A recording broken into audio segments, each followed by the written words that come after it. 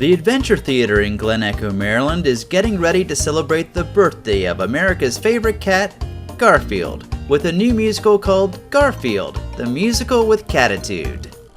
Hello, I'm Mark Beachy with the Theater Guide, and I am here with an extremely special guest today. I'm here with Mr. Jim Davis, who, as you know, is the creator of Garfield. Welcome. It's good to be here. This is fun. So how old is Garfield? I understand he's celebrating a birthday pretty soon. When the play opens, it's going to be June 19th, and he's going to be 37 years old on that day. And they tell me that wasn't planned. I'm not sure if I believe them. I guess it's just meant to be. It is, yeah. And what's extra special about that, the story is about his birthday, so it's got a double meaning. Well, tell me more about the story. So it's about his birthday, yes. And knowing the character of Garfield, I mean, is he going to ask for lasagna for his birthday? What's going to go on? That, attention, bands, you name it. It's the most special day of the year, obviously, because it's his birthday, and nobody seems to be paying particular attention to him. So he goes, he gets very sad, and so he runs away from home.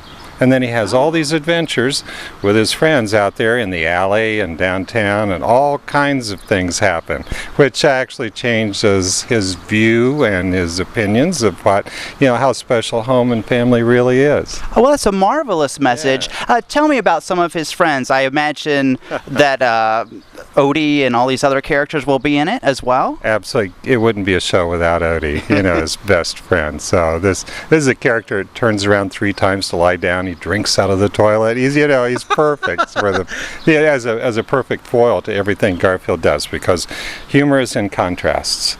Tall, short, fat, skinny, dog, cat. So that's why Odie's so special. And of course Arlene, Garfield's good friend, and then we have Normal, which is like the annoying little brother to everybody has Garfield, and John as well, and some other cast members. But a real close-knit family. All the big characters are in the musical. Well, that's one of the special thing about your cartoon and now stage play are the characters. Now tell me, how did you come up with Garfield? I'm sure he's based on somebody you know in your life. The name came from my grandfather, James A. Garfield Davis. He was named after the president, and he was a large man, a little stubborn, and I remember sitting on his lap. He had the world's biggest lap, and so he had kind of that demeanor that Garfield had. And I really created him as having all the human failings, but not apologizing for it. He's happy with himself. John is the opposite. He's easygoing. He's real positive. He's really based on me.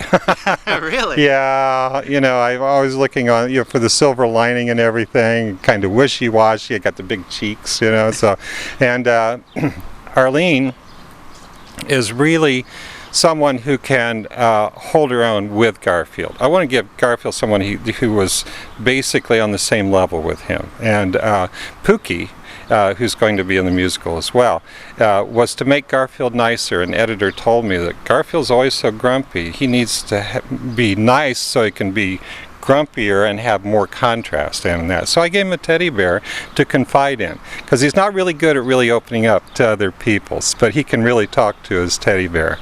And Normal, of course, he's there just to be an annoyance. He's everything that Garfield isn't. He's young, he's cute, he's everybody loves him, and Garfield is so not those things. Well, let's talk a little bit about the behind-the-scenes making of this musical. So I understand that a couple years ago, Michael Bobbitt came to you and said, I want to turn this into a musical. Mm-hmm. What was your first reaction? No. Because I was actually, believe it or not, I was working on another musical at the time. Really? With a big New York company who eventually turned out were undercapitalized. And I go, we got back in touch with Michael and go, yeah.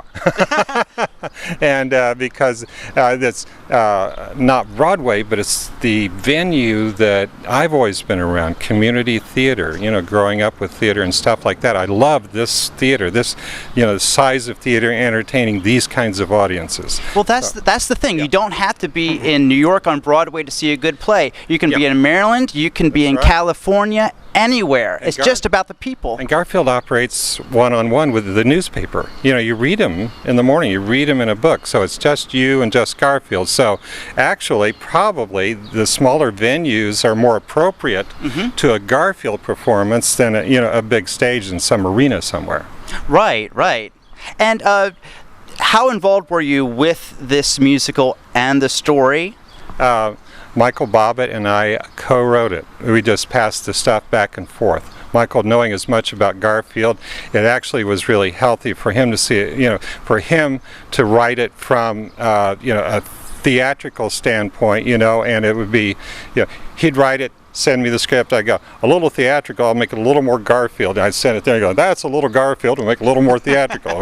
Now we need to bring the audience here, we need to do this. And so what we did, between my knowledge of the character and stuff like that, and then the sense of humor, we each kept each other on task as we were creating something that wasn't appearing in a newspaper, is actually going on a stage. So it was a great union. Neither one of us had any ego in it.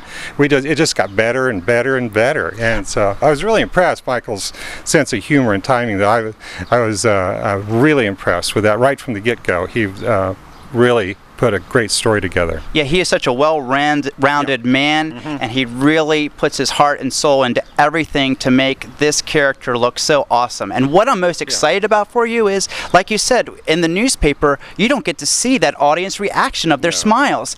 Here, and I really hope you get to see the audience's reaction when they say and laugh and smile, all because of your character Garfield. It's going to be fun. I can't wait to hear the laughter. I get fan letters and stuff like that, or sometimes I see someone's reaction to a TV show or something like that, but not in a big theater. That'll be wonderful. It's going to be all immediate gratification to see your hard work all come together.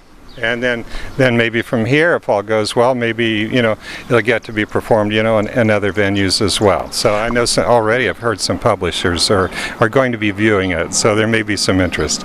Oh, I think there will definitely be some interest. What has been your most favorite part about bringing this newspaper cartoon to life on the stage? It's the process. I love that part. It's going to be one of the final dresses tonight. I'm really looking forward to that. I love it when it's in, and you see the characters start to come out, on the actors' parts, and when you're playing with the blocking, and you're doing the motivation and stuff like that. It's crafting the final product. I think that for me is the real fun in creating the magic.